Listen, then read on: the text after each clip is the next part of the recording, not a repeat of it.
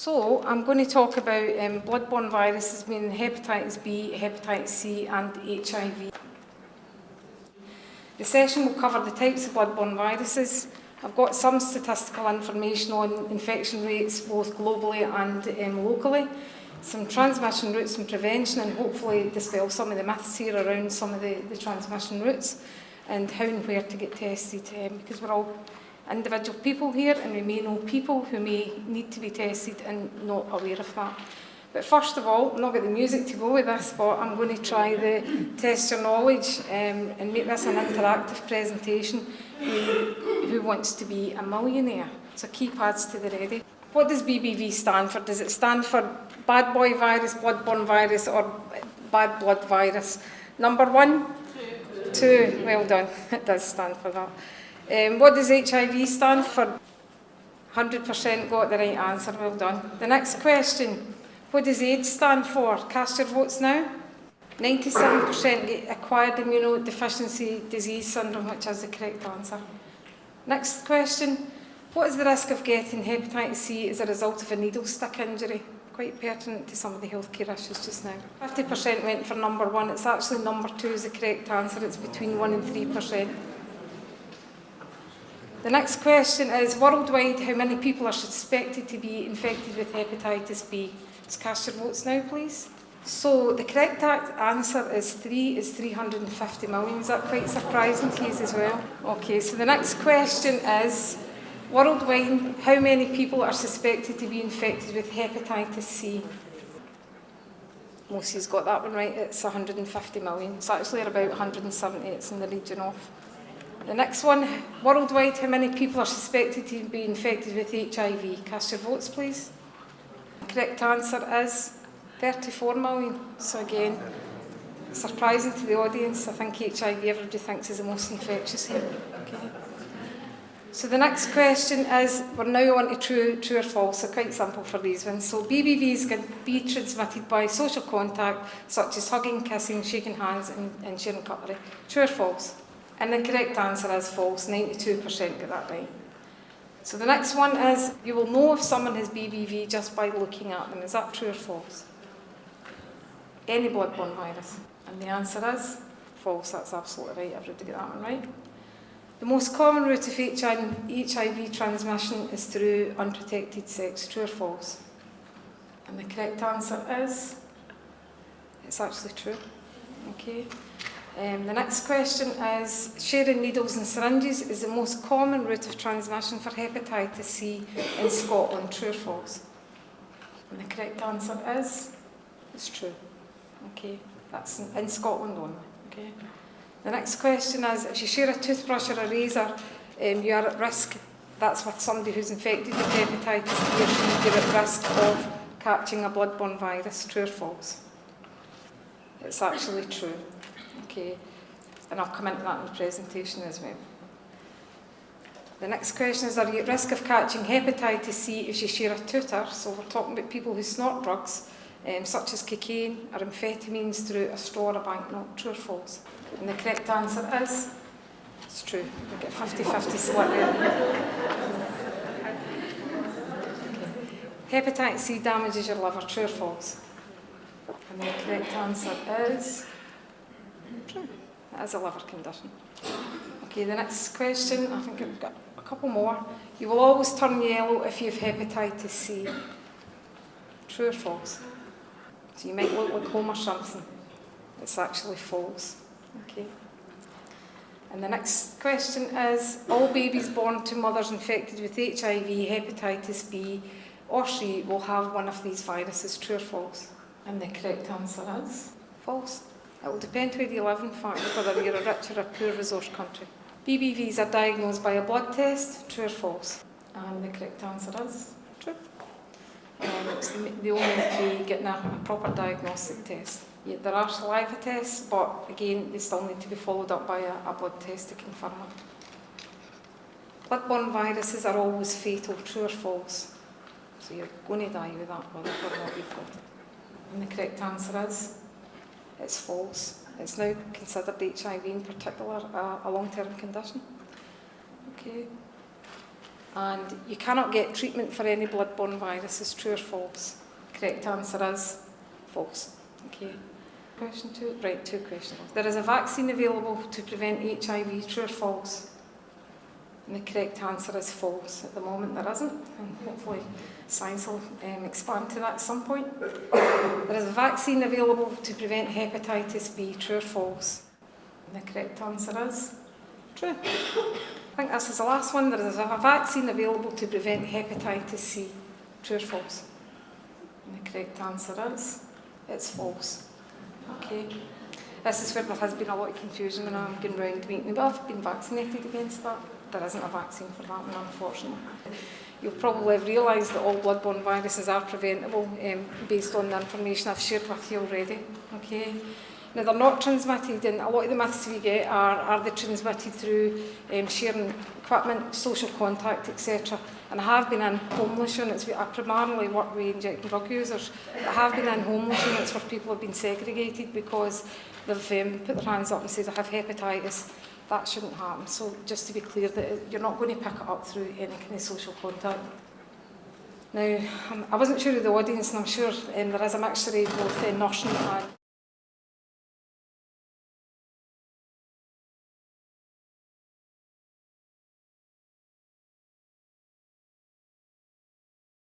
because there are vaccines for some of the viruses. It's because they actually enter the cell of the person and they mutate, so they change quite a lot, so it's very hard to actually define how to find something to prevent it from happening.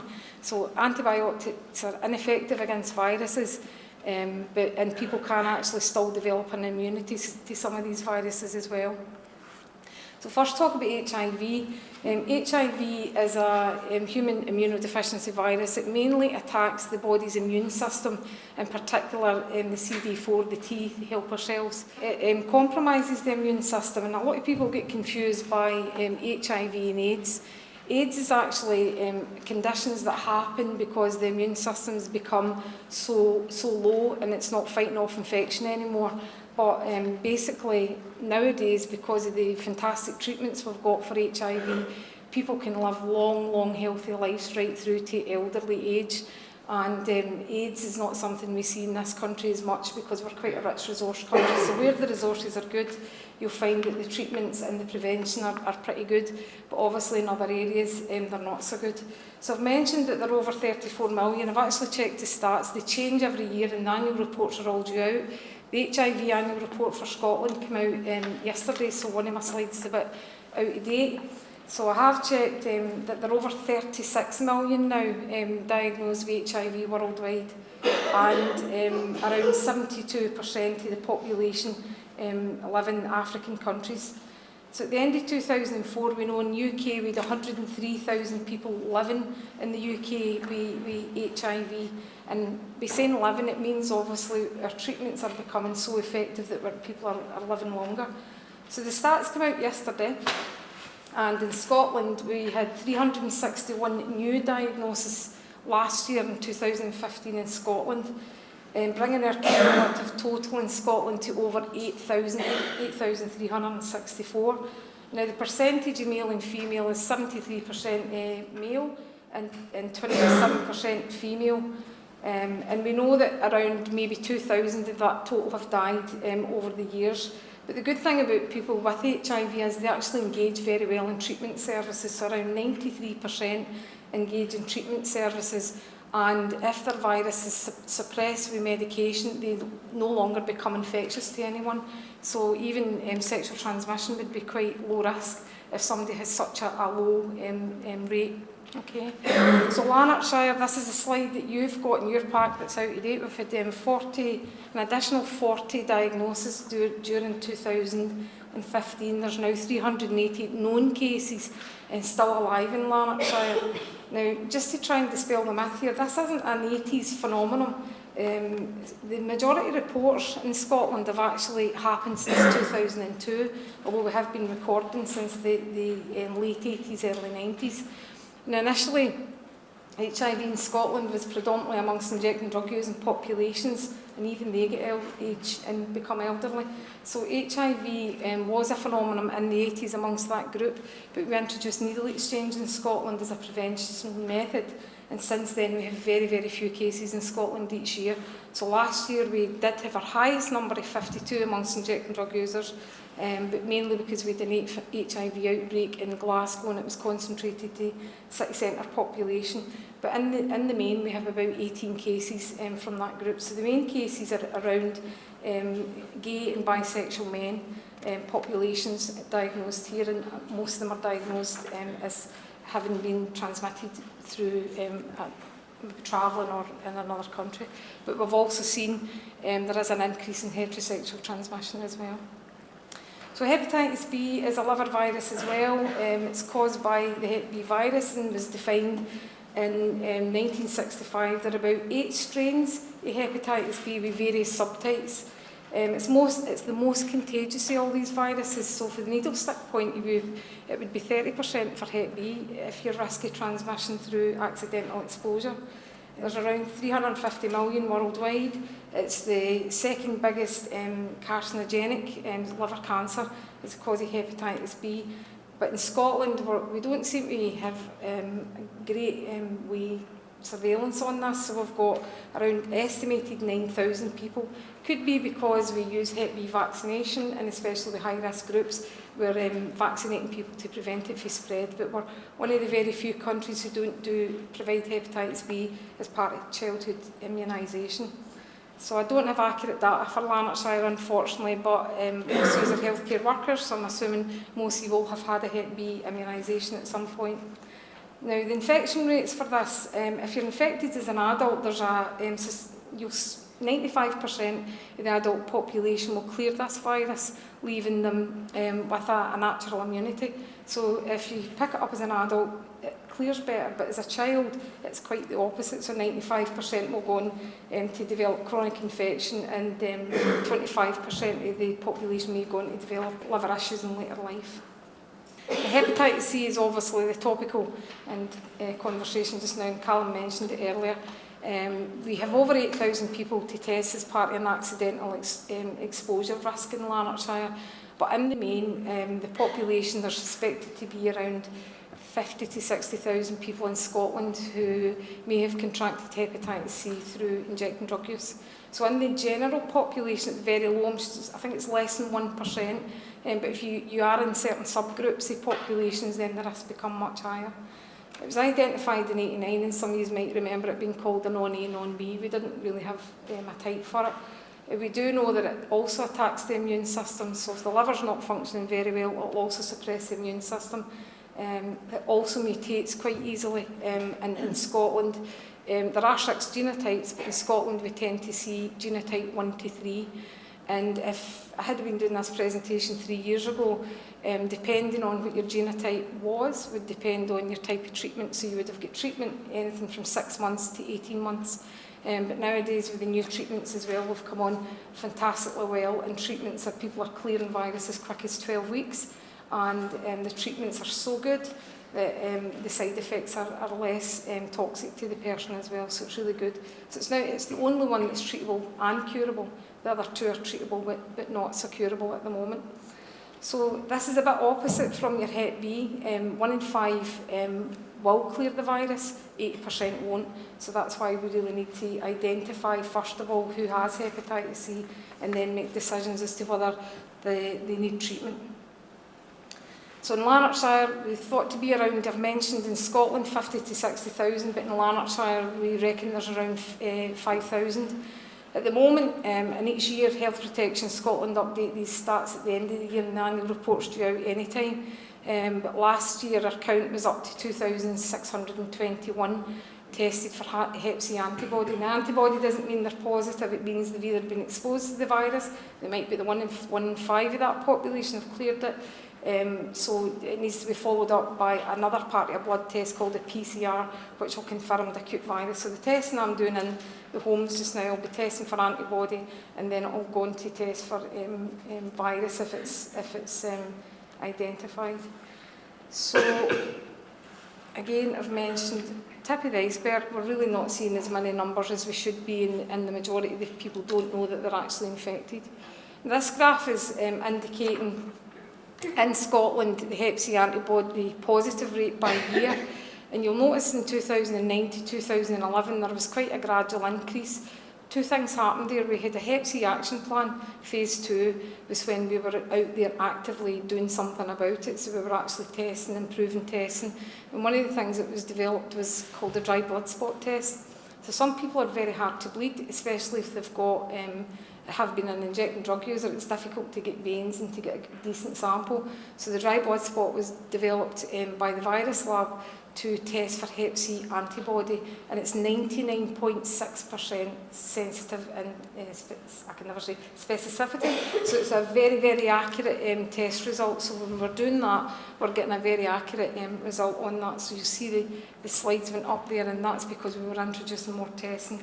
And our action plan is now called the Sexual Health and Bloodborne Virus Framework. Transmission routes, I'm not sure how that's going to come out here, but theoretically the transmission routes are, as I've noticed here, I've highlighted the three main ones in Scotland, but again, if you're not in Scotland and you're not travelling in Scotland, the risks then become a bit higher. So the main route for HIV, Hep B and Hep C is through injecting drug use. If anybody's, it's a very high risk route. Sharing equipment, and people don't understand that it's just needles and syringes. Well, it's not. Injecting drug users use water, spoons, filters, so they use various pieces of paraphernalia. And for hepatitis C in particular, it's a minute spotty blood naked to the eye that can actually transmit that, but it does need to be exposed through blood to blood. HIV and hepatitis B are considered more sexually transmitted diseases now, and the main route is through sexual activity, and it's transmitted both in vaginal fluids and semen. So it's not just all body fluids, it's not just the blood. And that's another myth here, where it's got to be blood, so it is in some of the body fluids as well. Blood transfusion, I don't know if you heard last year about the Penrose inquiry. Anybody who was given a blood transfusion before 1991, when bloods weren't screened, were at risk of having hepatitis. So people were asked to come forward. It wasn't a big public health exercise like we're doing just now. And in the main, some people did come forward, but not a huge number. So for us in Scotland, if you're getting a blood transfusion, they're very low risk. However, if you get a blood transfusion in poorer resource countries, then there is a higher risk as well. And again, mother to child transmission, depending on where you live, will depend on whether or not that's a high risk, because we can actually treat mothers' HIV and hepatitis B whilst they're carrying the baby to suppress the virus, and hopefully it will not transmit onto the baby. Medical dental care, where infection control is suboptimum. Accidental exposure, we're talking about that just now, and that's why we're doing this. But even through accidental bites, if some people maybe worked with people with learning disabilities where biting might be an issue. I remember when I went to work in Birtwood years ago, that's when, before we were all immunised as nurses, that's where we get our vaccination, because there are risks through accidental exposure.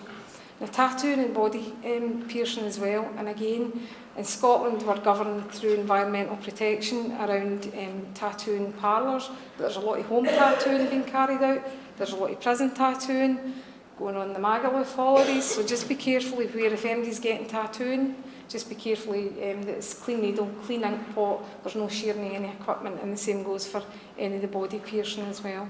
So there are risk factors here as well.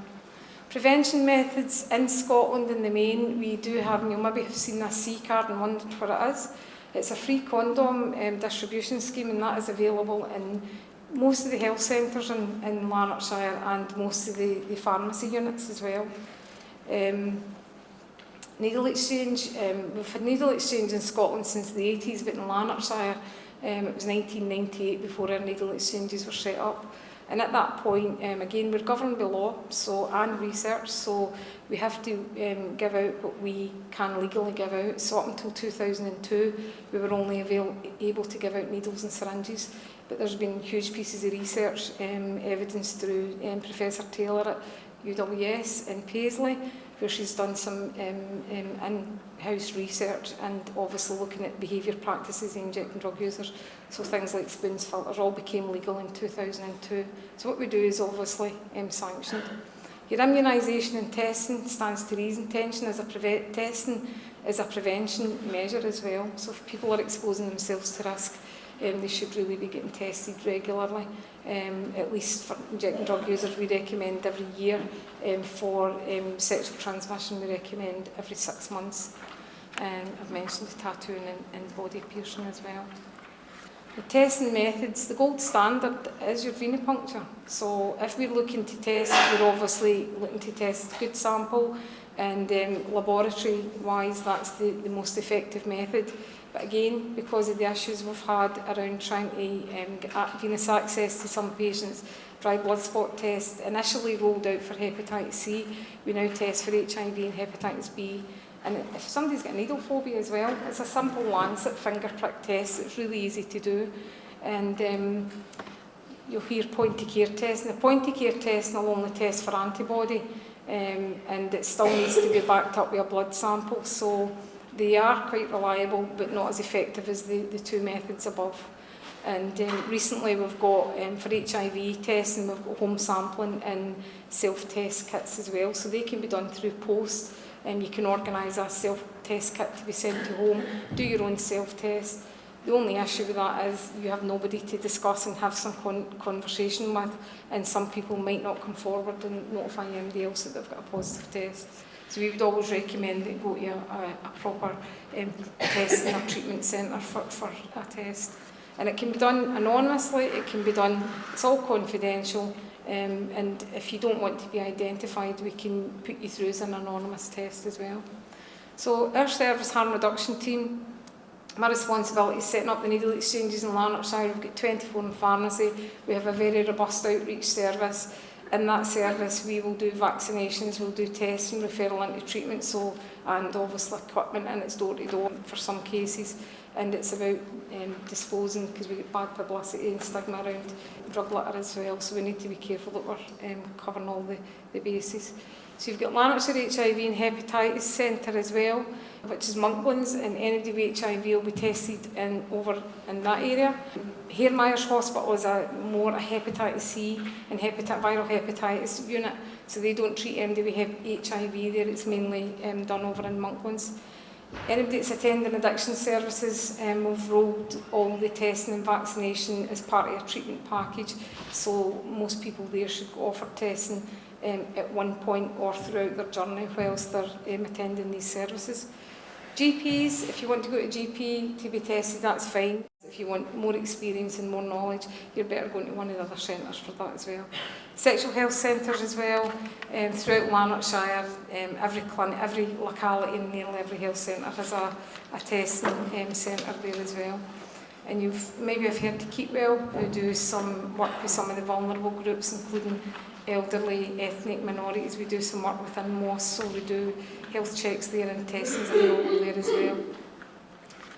So just to kind of recap and finish a wee bit early, Hepatitis B has the highest transmission rates, it's most infectious with the virus, so if you were to sustain a needle stick injury with somebody who's infected, your risk is 30% greater. You won't get it through routine work with a patient. Vaccines available and treatments available. There's a low risk of developing chronic diseases as an adult because, as I've mentioned, 95% will naturally clear. So Hep C is in general a low transmission rate, but I've mentioned within subpopulations there are some much, much greater. Treatment available, no vaccine. High risk of developing chronic illness if it's undiagnosed, and in most cases it is undiagnosed. HIV, lowest transmission rates, treatment available, no vaccine, and if you don't get treatment early, there is a risk of developing chronic illness which can be fatal. So early detection, early testing, early treatment is what I would recommend here at all times. Useful contact numbers I've got some handouts, there's some useful numbers there for the contact teams, some really good websites, but we've also got our own dedicated website in Lanarkshire for Lanarkshire HIV and hepatitis, and it is a really good website, and I would recommend you going to that. There are also further treatment as part of training, as part of the BBV network. We do HIV City and Guilds, and we do Hepatitis B and C. It used to be the RCGP, but it's viral hepatitis training as well. It's a full day training. So there are lots of other options there as well. And these are my contact details. And finishing a bit early, but thank you very much for listening.